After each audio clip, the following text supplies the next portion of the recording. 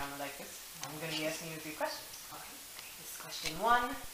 Do you believe in a God? And if so, what are some attributes of your God? If you don't believe in God, what do you believe in? Yes, I do believe in God. I believe that He is a merciful God, that He loves all of the people with the same sort of love for everyone, and that He is present always.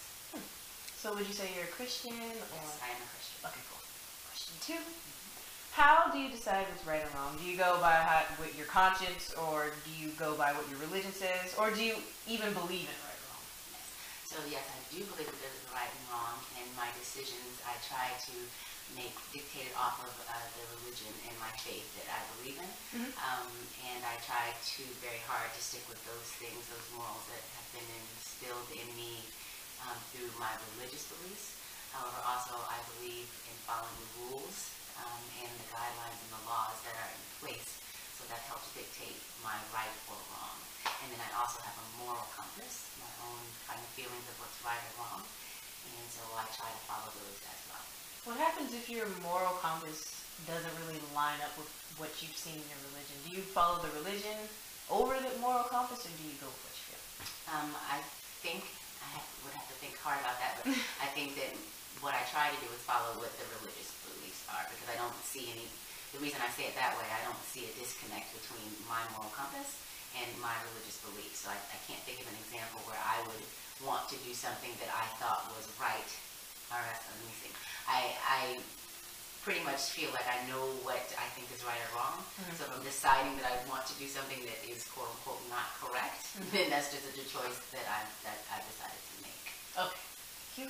Question 3. How involved do you think the government should be in our lives? Well, I think in any society you have to be able to follow rules, and the government should be in charge of setting the rules of the place in which you live. And I think it's appropriate for the people, the citizens who live in that society, to follow the rules of the government. So I think setting government rules and following those things should allow a citizen to live in a place where they are taken care of by the government in which they serve. So you think the government should take care of its citizens, but not really don't rule their lives, but take care of them, protect them? Is that what you're saying? Well, maybe a little, I don't know about shove, but I think if there are laws in place that are set in place to protect the citizens, then I think that you are obligated to follow those things, and you have to trust that the government is doing the best that they can for the benefit of the society. Okay. Thank you. Question 4. Okay, do you think people are born naturally bad? You know how some parents say, oh, don't mind him, he's a bad seed. Or do you think most people are born pretty much the same? I think that people can do bad things. I don't like to think that there are bad people. I think that you probably are a person that might do things that other people deem as bad, and you might have more of a predilection to do those things depending upon your environment. It's hard for me to think that a person is a bad person, but I try to think more along the lines that people do quote-unquote bad things.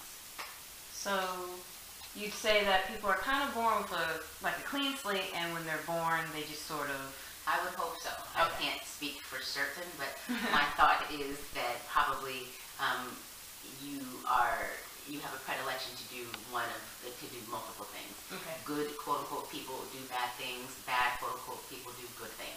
So you are probably a person that could do either. Okay. And how that happens is, depends on where you are and where you see yourself and what you believe in, kind of a combination of things rather than just your genetics. Okay, thank you. Question 5 is the last one. What should we do about people who are physically or mentally unable to work? Like, I don't know, someone just can't work or is almost brain dead. What do you do with those people? Do you put them all in a box and just set the box out to sea, or do you just let them carry on with their lives? So as members of society, everybody has a different role within society, and I don't think that any person should be held less important based off of what they are able to contribute and or do.